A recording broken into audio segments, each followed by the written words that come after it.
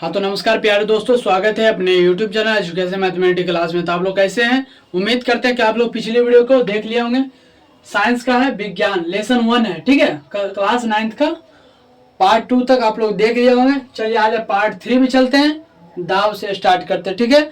और चलिए आप लोग कॉपी और पेन लेकर बैठ जाइए और बारी बारी से देखते जाइए, ठीक है। और कॉपी में नोट करते जाइए। दाव किसे कहते हैं? दाव किसे कहते हैं? देखिए, प्रति एकांक क्षेत्रफल पर लगने वाले बल को दाब कहते हैं। प्रति एकांक क्षेत्रफल पर लगने वाले बल को दाब कहते हैं। क्या कहते हैं? दाब कहते हैं। दाब बराबर क्या होता है? दाब बराबर बल बटा क्षेत्रफल होता है। बल बटा क्षेत्रफल होता है। क्या होता है? दाब बराबर बल बटा क्षेत्रफल। दाब का ऐसा मात्रक क्या होता है? न्यूटन प्रति मीटर स्क्वायर, या हम न्यूटन मीटर -2 हम लिख सकते हैं, ठीक है। चलिए आप लोग यहाँ तक समझ गए होंगे। चलिए इसको हम नोट में लिख सकते हैं। इसको हम नोट में लिखिए यहाँ पर। इसे हम पास्कल भी कहते हैं। इसे हम पास्कल भी कहते हैं। किसको? दाब को हम पास्कल भी कहते हैं, ठीक है। चूंकि 1 पास्कल बराबर कितना होता है?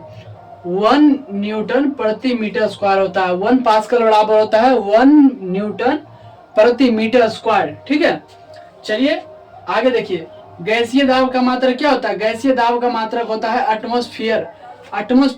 गैसीय दाब का मात्रक क्या होता है? एटमॉस्फेयर होता है। क्या होता है? एटमॉस्फेयर। इसका संकेत होता है एटीएम। इसका संकेत क्या होता है? एटीएम। एक एटमॉस्फेयर बराबर होता है 1.01 गुना 10⁵ पास्कल होता है। कितना होता है? 1.01 गुना 10⁵ पास्कल होता है। वहां तक समझ गए आप लोग? चलिए आगे देखिए। आगे है वायुमंडलीय दाब किसे कहते हैं। आगे क्या है? वायुमंडलीय दाब किसे कहते हैं।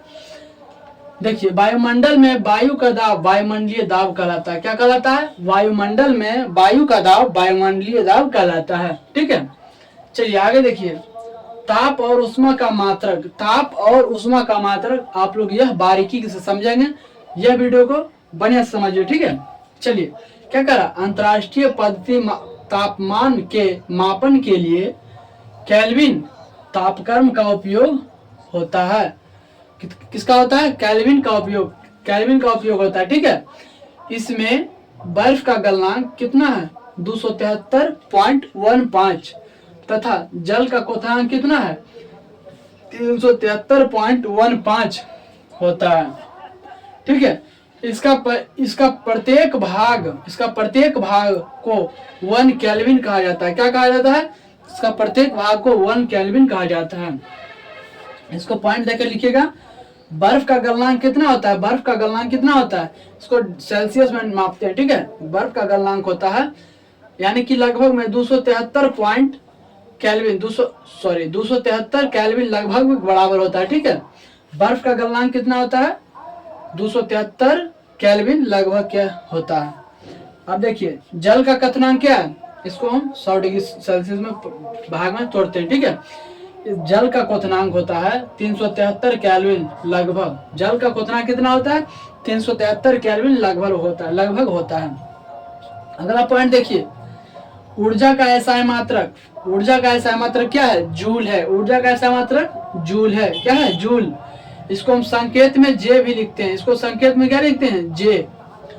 ऊर्जा का ऐसा मात्रक जूल होता है और इसको हम संकेत में जे से लिखते हैं, ठीक है। एक प्रकार का उष्मा भी क्या है? ऊर्जा। एक प्रकार का उष्मा क्या है? ऊर्जा है।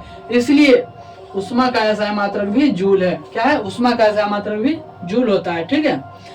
अगला पॉइंट देखिए, सीजीएस पद्धति में उष्मा का मात्रक कैलोरी होता है। सीजीएस पद्धति में उष्मा का मात्रक कैलोरी होता है, ठीक है। जिसको हम CAL शॉर्ट में यानी कि संकेत में बोलते हैं, ठीक है। चूंकि 1 केल्विन बराबर क्या होता है? 1 कैलोरी बराबर क्या होता है? 4.186 जूल, यानी कि इसको हम 4.2 जूल लगभग के बराबर हम कह सकते हैं, ठीक है। यह लेसन यहीं तक समाप्त हो गया है, ठीक है। आप लोग पिछली वीडियो को नहीं देखे होंगे तो आप लोग प्ले लिस्ट में जाकर देख लीजिए। समझ गए होंगे तो अपने दोस्तों के पास शेयर जरूर कर दीजिएगा। फिर मिलते हैं अगले वीडियो में। जय हिंद। आप लोग जरूर यह याद करके आइएगा। जय हिंद।